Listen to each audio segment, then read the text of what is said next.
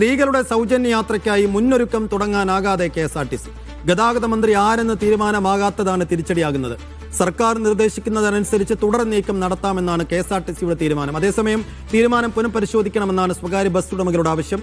മുഖ്യമന്ത്രിയുമായി തെരഞ്ഞെടുപ്പിന് മുമ്പ് ചർച്ച ചെയ്തിരുന്നുവെന്നും വിഷയം പഠിച്ച ശേഷം മാത്രമേ നടപ്പിലാക്കൂവെന്നും ഉറപ്പ് നൽകിയതായും ബസ് ഓണേഴ്സ് ഫെഡറേഷൻ സംസ്ഥാന president KK Thomas media Vannur പറഞ്ഞു. നമ്മുടെ മേഖലയെ നല്ല രീതിയിൽ ബാധിക്കും. ആദ്യമായി പറയട്ടെ, പ്രൈവറ്റ് ബസ് വ്യവസായം എന്ന് പറയുന്നത് ഒരു വ്യവസായം തന്നെയാണ്.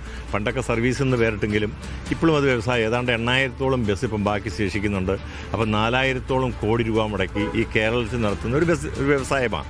അപ്പോൾ ഞങ്ങളുടെ ബസ്സിൽ എല്ലാ ദിവസവും തന്നെ കയറുന്നതിൽ 60% വനിതകളാണ്.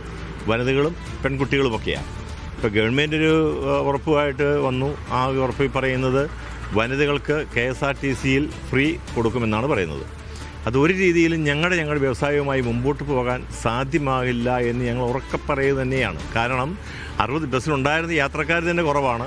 അതിൽ 60% സ്ത്രീകളായിരുന്നു. ആ സ്ത്രീകളൊക്കെ ഈ KSRTCയിൽ കയറി ഫ്രീ ആയി യാത്ര ചെയ്യുമ്പോൾ പ്രൈവറ്റ് ബസ്സിൽ ആളുകളാരും കയറാനില്ല. കുറച്ച് ആണുങ്ങളും പിന്നെ കുട്ടികളും ഒക്കെ കാണുകയുള്ളൂ. എന്തായാലും ഞങ്ങൾ ബുധനാഴ്ച ഇത് കണ്ടതിന് ശേഷം ഞങ്ങൾ കൂടിയാലോചന നടത്തി. ഞങ്ങൾ ഒരു സമരത്തിനില്ല, പക്ഷേ ഓടാൻ മുമ്പോട്ട് പോകാൻ പറ്റില്ല എന്ന് വരുമ്പോൾ ഇതെവിടെയെങ്കിലും കൊണ്ടുപോയിട്ടിട്ട് നമ്മൾ നിർത്തുകയേ സാധ്യമാവൂ. അതേ പറ്റുള്ളൂ. RB സനൂപ് വിശദാംശങ്ങൾ നൽകും. സനൂപ്, ഇനിയിപ്പോൾ ഈ പറഞ്ഞ ജൂൺ 15 ആകെ 20 ദിവസത്തിൻ്റെ അകലവും ദൂരവും മാത്രമേ ഉള്ളൂ. 25 ദിവസം. ആ ദിവസം മതിയാകുമോ കേട്ടിടത്തോളം ഈ സ്ത്രീ സൗജന്യ യാത്രയുടെ മുഴുവൻ കാര്യങ്ങളും ക്രമീകരിക്കുന്നതിനും തയ്യാറാക്കുന്നതിന് വേണ്ടി അത്രയും ദിവസം മതിയാകുമെന്നാണോ? അപ്പോൾ ഗതാഗത വകുപ്പ് ആരായിരിക്കും അതിൻ്റെ മന്ത്രി എന്നറിയാൻ ഇപ്പോഴും വൈകിക്കൊണ്ടിരിക്കുകയാണല്ലോ. അപ്പോൾ KSRTCയുടെ ഭാഗത്തുനിന്ന് ഇതിൻ്റെ നടപടികൾ വേഗത്തിലാക്കാനുള്ളൊരു സമ്മർദ്ദമുണ്ടോ?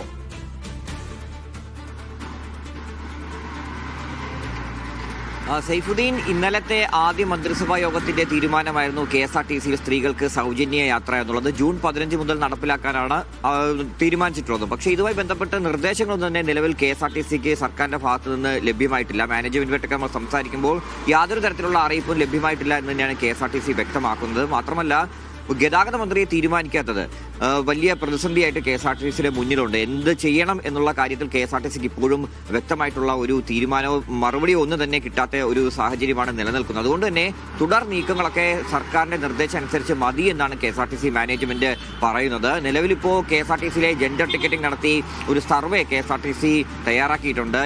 4 ദിവസത്തെ കണക്ക് അവരുടെ കൈവശമുണ്ട്. അവധി ദിവസത്തെ കണക്കുണ്ട്.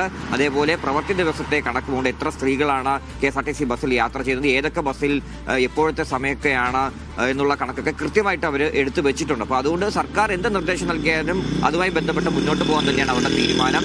ഈ സ്ത്രീ യാത്രാ സൗജന്യം അത് നൽകുന്നതിനോട് വലിയ എതിർപ്പില്ല എന്നാണ് KSRTC CMDയും പറയുന്നത്. എന്തായാലും തുടർ നീക്കം ഈ സർക്കാരിന്റെ നിർദ്ദേശം അനുസരിച്ച് മതി എന്നാണ്. നമുക്കറിയാം, തെലങ്കാനയിലും കർണാടകയിലും തമിഴ്നാട്ടിലൊക്കെ തന്നെ സൗജന്യ യാത്രയുണ്ട്. പക്ഷേ അവിടെയൊക്കെ തന്നെ ഓരോ രീതിയിലാണ് അത് നടപ്പിലാക്കിയത്. തമിഴ്നാട്ടിലാണെങ്കിൽ നഗര ബസ്സുകളിൽ മാത്രമാണ് ഇത്തരത്തിൽ സ്ത്രീകൾക്ക് സൗജന്യ യാത്ര അനുവദിച്ചിട്ടുള്ളത്.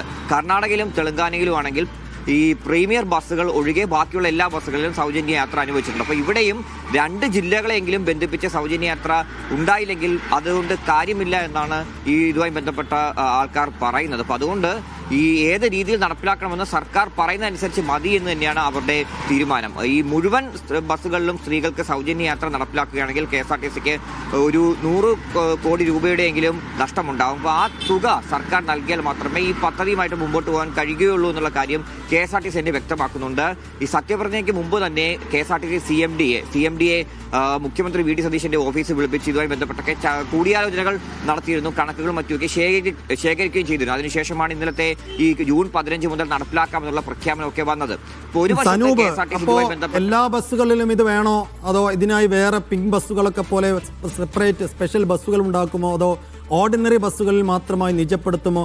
ഇക്കാര്യങ്ങളിലൊന്നും ഒരു വ്യക്തതയും ഇപ്പോഴും ആയില്ലേ? അങ്ങനെ ഒരു വ്യക്തതയും ഒന്നും ആകാതെയാണോ ഇന്നലെ ധൃതി പിടിച്ച് 15-ാം തീയതി മുതൽ ഞങ്ങളിത് തുടങ്ങുമെന്ന് VD സതീശൻ പറയുന്നത്?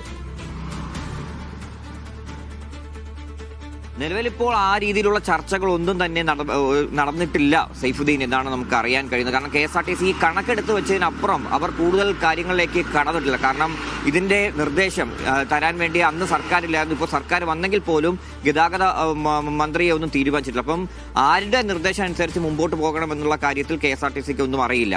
ഇനിയിപ്പോൾ ഈ മുഖ്യമന്ത്രിയുടെ ഓഫീസിനെ നേരിട്ട് KSRTCയോട് ആവശ്യപ്പെടുമോ, അല്ലെങ്കിൽ ഗതാഗത മന്ത്രി വന്ന ശേഷം ഇതുമായി ബന്ധപ്പെട്ട പ്രവർത്തനങ്ങളുമായിട്ട് മുമ്പോട്ട് പോവുക എന്നുള്ള കാര്യമാണോ പറയുക എന്നുള്ള കാര്യം നമുക്ക് വ്യക്തമല്ല. എന്തായാലും വിശദമായിട്ട് സർക്കാർ തലത്തിൽ ചർച്ച നടത്തിയ ശേഷം KSRTC അറിയിക്കാനാണ് സാധ്യത.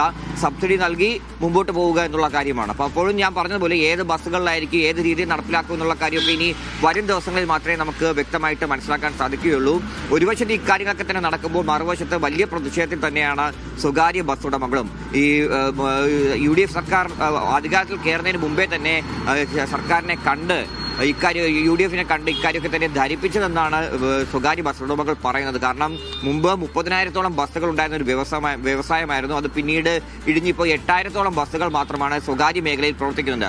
ഇതുപോലെ സൗജന്യ യാത്ര കൊടുക്കുകയാണെങ്കിൽ ഇനിയും മുമ്പോട്ട് പോകാൻ കഴിയില്ല എന്നുള്ള കാര്യമാണ് അവർ പറയുന്നത്.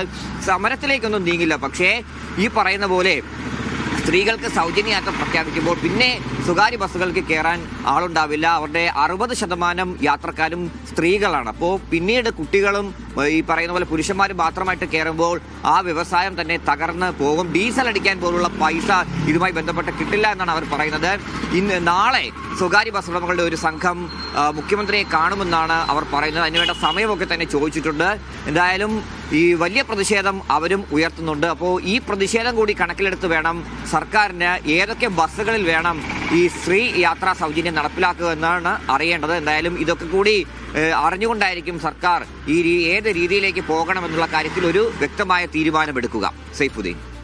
യെസ്, അപ്പോൾ ഏത് ബസ്സുകളിൽ, ഓർഡിനറിയോ അടക്കമുള്ള എല്ലാ ബസ്സുകളിലും സ്ത്രീകൾക്ക് സൗജന്യ യാത്ര ഉണ്ടാകുമോ, അല്ലെങ്കിൽ അതിനായി സ്പെഷ്യൽ ബസ്സുകൾ ക്രമീകരിക്കുമോ എന്നൊക്കെയുള്ള കാര്യങ്ങളിൽ ഇനിയും വ്യക്തത വരേണ്ടതുണ്ട്. പക്ഷേ ആകെ കൂടി ഇനി ബാക്കിയുള്ളത് 25 ദിവസം മാത്രമാണ്. മുഖ്യമന്ത്രി ഇന്നലെ പ്രഖ്യാപിച്ച ദിവസത്തിലേക്കുള്ള ദൂരം.